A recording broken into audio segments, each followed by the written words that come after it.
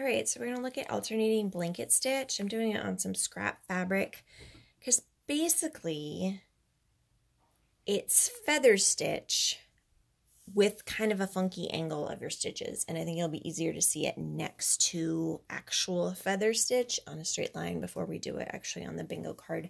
So with feather stitch, we're doing something like this, right? We come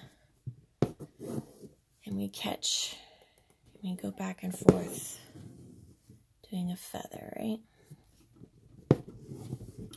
And when I do a feather stitch, it's basically, I guess you could think of it as a bunch of U's.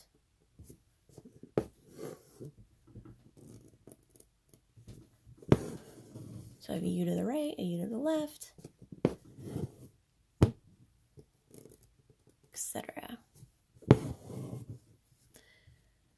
And then, I don't know, however you want to end your feather stitches, if you just do like a little tacking stitch or you give it a little stalk. I'll do a stalk just for kicks. Okay. So, alternatively, for the alternating blanket stitch, instead of our stitches kind of coming back up at a U, they're actually going to be more down. Okay, so continue to come up along that center line like this, but it's this stitch part that's going to be weird. So I'm going to draw lines across where I am going in so you can see. I've lost myself. Here I am. And I went down there. Okay, I don't know if that's going to be useful. We'll see. So that's where I'm going to come back. But so instead of going down up here to make that U, I'm going to be more down here.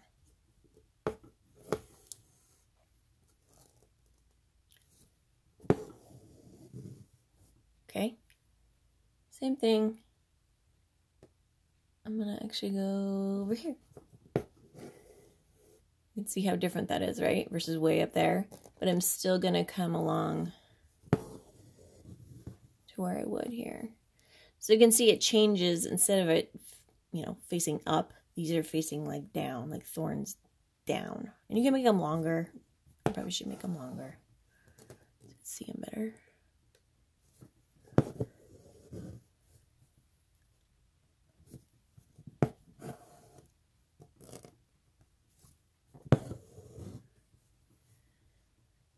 Okay, hopefully that made sense.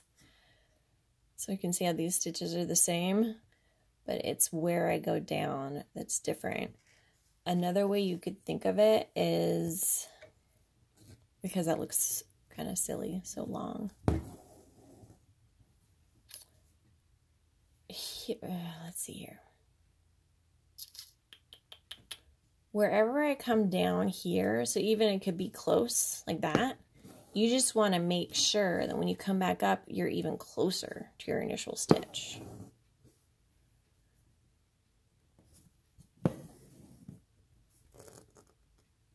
So that part's really tiny.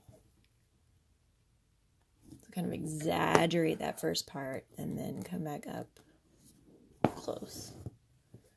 Exaggerate this one, come up close. So you can see why it's not called feather. Even though you're doing the same motion.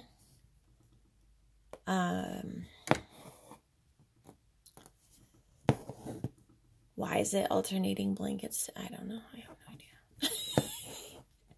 For me, it makes more sense to think of it as like a sad feather, because it's like, instead of a happy feather, it's a sad feather. We should petition whoever we petition to change its name to Sad Feather Stitch. Alright, so Sad Feather Stitch from here. So doing it with a curve makes it a little bit trickier. So you have to stick to your curve and pay attention to what you're doing at the same time. So, you know, if I was doing a feather stitch, I'd have to like come up way down here, right, to make that U. But instead we're doing it way up here. You can almost think of them like it's, oh no, my floss split a little bit here. That's not pretty. There we go. That looks better. If I go back to my example here, you could call these, if we're calling these U's, U. These are more like L's, right? Or J's, and J's, L's and J's. Jessica Long. It's my stitch, I'm telling you. So we're going to do L's. So, is that an L or a U? Well, see, I made it hard because it is on a curve. So let's keep trying. Maybe I can make the next one more L-y than U-y.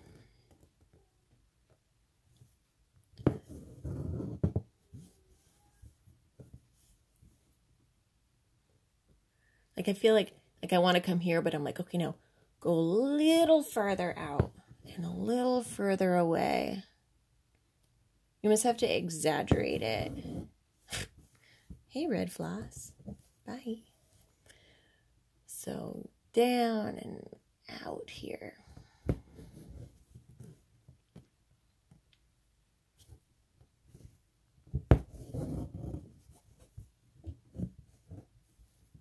Again, my floss is splitting. Here we go. So I'm like making an L in my head over there. And then coming up along my guideline. L.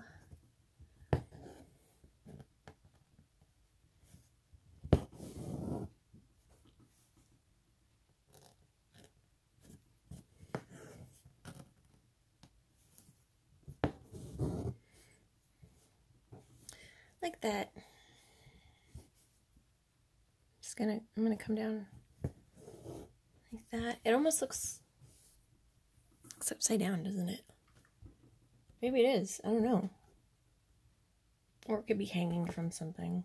Either way, I like it, and I think it looks different enough from a feather stitch, excuse me, that it's a different stitch. That's it.